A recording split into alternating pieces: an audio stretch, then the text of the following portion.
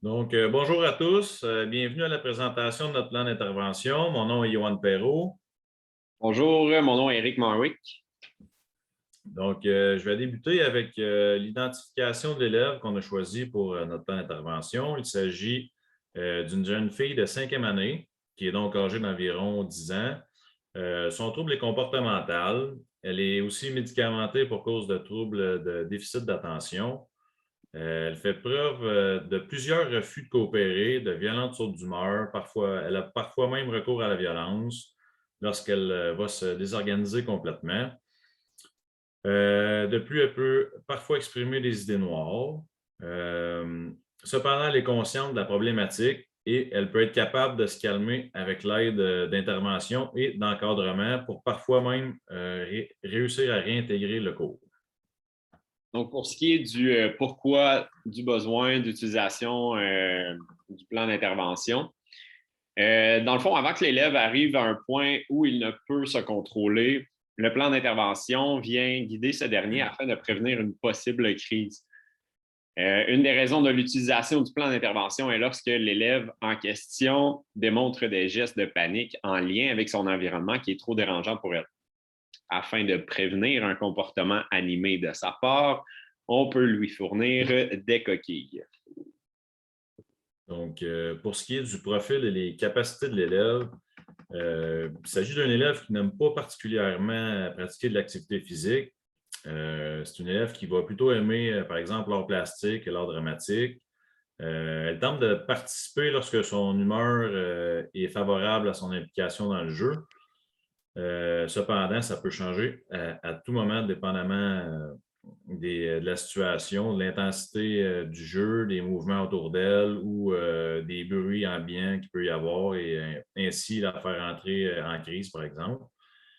Pour ce qui est de l'analyse et l'interprétation des données recueillies, tel qu'on a déjà mentionné, c'est un élève qui est capable de fonctionner de façon autonome dans certaines situations lorsque son humeur est propice à ça. Cependant, il arrive parfois qu'elle refuse simplement d'effectuer le travail ou la tâche exigée par le professeur. Et ça peut même aller jusqu'à se désorganiser complètement, tomber en panique, faire la crise du bacon, et même ça peut aller jusqu'à tenter de pousser les autres élèves ou les intervenants. Maintenant, la planification, les moyens d'intervention et les objectifs à atteindre. Comme la jeune fille a de la difficulté à contenir ses émotions, il est important de mettre des moyens en place pour l'aider.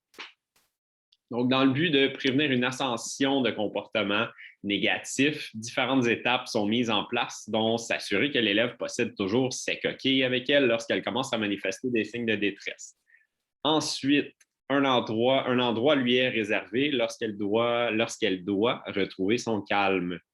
Dans ce cas-ci, la demande est d'installer un matelas dans un coin quelconque où elle peut choisir de s'asseoir ou de se coucher.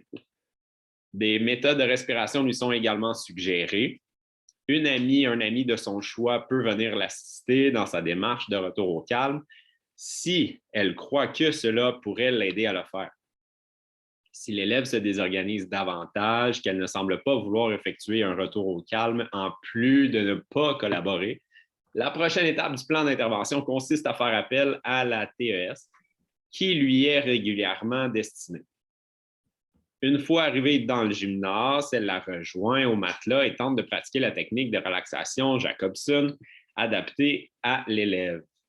À ce point, la TES pourrait choisir de la diriger à son bureau si elle juge ainsi. Des cris, des poussées, des coups de sa part sont parfois présents lorsqu'elle est dans un état de crise extrême.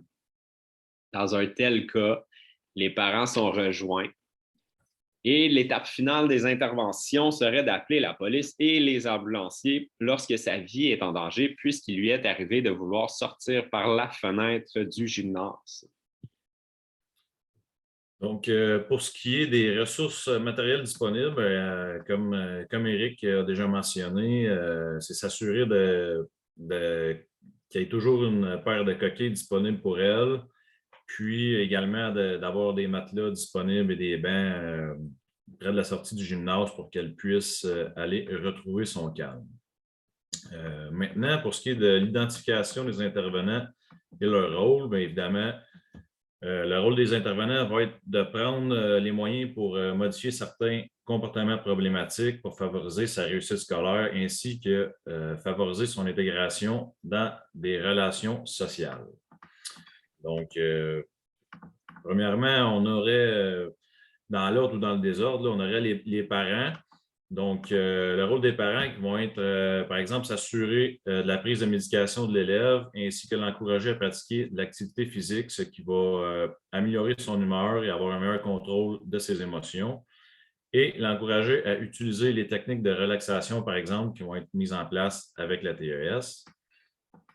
Ensuite, on retrouve la direction qui a pour rôle de créer les rencontres de l'équipe école en fonction du plan d'intervention, veiller à ce que tous les intervenants respectent leur rôle, établir un contact régulier avec les parents et s'engager à mettre à disposition les coquilles réductrices de bruit pour l'élève. Ensuite, l'enseignant en classe aurait pour rôle de créer un lien, d'essayer de créer un lien avec l'élève pour l'inviter à s'ouvrir et parler de ses sentiments et ainsi mieux les contrôler. Et puis, éviter également les confrontations et essayer de comprendre les causes du comportement de l'élève. Pour ce qui est de l'enseignant d'éducation physique, il va encore une fois être de créer un lien avec l'élève pour l'inviter à s'ouvrir et à parler de ses sentiments, pour mieux les contrôler et également de créer un environnement sécuritaire pour l'élève. Pour ce qui va être de l'éducatrice spécialisée, ça va être d'accompagner l'élève dans les cours d'art plastique et d'art dramatique, l'accompagner dans ses techniques de relaxation pour l'aider à devenir éventuellement autonome dans ce domaine. Ensuite, la psychologue qui va jouer un rôle important pour enseigner à l'élève des façons de s'ouvrir aux autres intervenants ainsi qu'aux autres élèves et réussir à participer activement et s'assurer que l'élève également va être mis au centre du plan d'intervention. Et pour ce plan d'intervention, dans le fond, il est en fonction dès qu'il est discuté avec l'élève. Donc, un court temps d'adaptation devrait être envisagé de la part de tous les participants afin que l'élève puisse bien comprendre l'objectif et le fonctionnement des nouvelles mesures appliquées. Toutefois, ce délai ne devrait pas être d'une trop longue durée puisque l'élève devra saisir assez rapidement les consignes du protocole. Il nécessitera aux intervenants d'agir de manière rigoureuse et fidèle quant au plan d'intervention dans le but qu'il soit bien respecté. On ne peut éviter de réagir aux escalades de mauvais comportements de l'élève puisqu'il ne devra pas être pris à la légère si nous voulons qu'il soit efficace. De cela, l'élève devra discuter avec l'enseignant, l'enseignante à la fin de chaque période, à savoir ce que les deux pensent de celle-ci. En fonction du déroulement de la période, une étampe de couleur verte, jaune ou rouge sera estampée sur une feuille de suivi, donc la feuille de route. À la fin de chaque semaine, et ce jusqu'à la période des fêtes, il y aura une brève rencontre avec le tuteur de classe ainsi que l'élève accompagné de ses parents. Il y aura des échanges afin d'observer et d'analyser comment s'est passée la dernière semaine. De plus, les parents devront vérifier quotidiennement le rendement de la feuille de route de leur enfant et y joindre leur signature. Au retour des fêtes, il y aura une autre rencontre entre l'élève, l'enseignant, l'enseignante et la direction avec l'objectif principal de pouvoir se rappeler les critères du plan d'intervention. À la mi-chemin du protocole, soit en février, il sera question d'une rencontre générale avec tous les participants afin de savoir si une modification du plan est nécessaire d'ici la fin en avril. Donc, pour ce qui est des modalités et conditions de suivi à l'école et à la maison, le plan d'intervention mis en place va être accompagné d'une feuille de route, comme Éric l'a mentionné, à l'école qui sera remplie à chaque période par les différents intervenants ainsi que par l'élève, en plus d'une feuille de route à la maison remplie par les parents et l'enfant pour un meilleur suivi. Tous les intervenants vont avoir accès aux feuilles de route pour avoir une idée globale de l'évolution de la situation et de l'état d'esprit de l'élève. De plus, l'élève ainsi que les intervenants seront en mesure de constater la progression de la jeune fille par l'évolution des peintures effectuées par l'élève au local d'apaisement afin de décorer cette pièce comme activité qui lui sert de récompense pour sa bonne conduite. Donc, pour conclure, l'ancrage d'un plan d'intervention se trouve être très exigeant et fatigant pour tous les participants, incluant l'élève concerné. Il faut de la rigueur, de la constance ainsi que de la discipline si nous souhaitons que le protocole fonctionne. Il ne doit surtout pas être négligé ou même délaissé. Ayant moi-même été témoin lors de la formation de quelques plans d'intervention en tant qu'enseignant à contrat, il n'est pas toujours bien perçu de la part des parents ou des responsables de l'élève.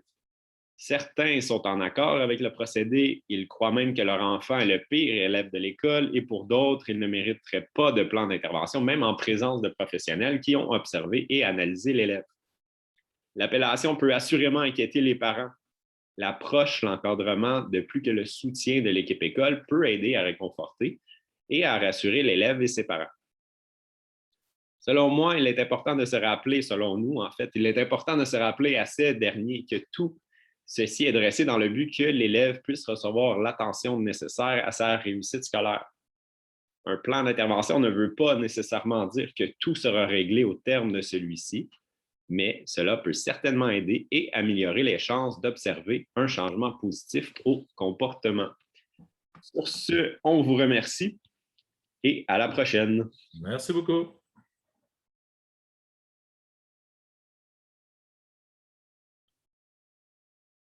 As-tu stoppé le... Non, pas encore. Ça s'en vient. Enregistrement.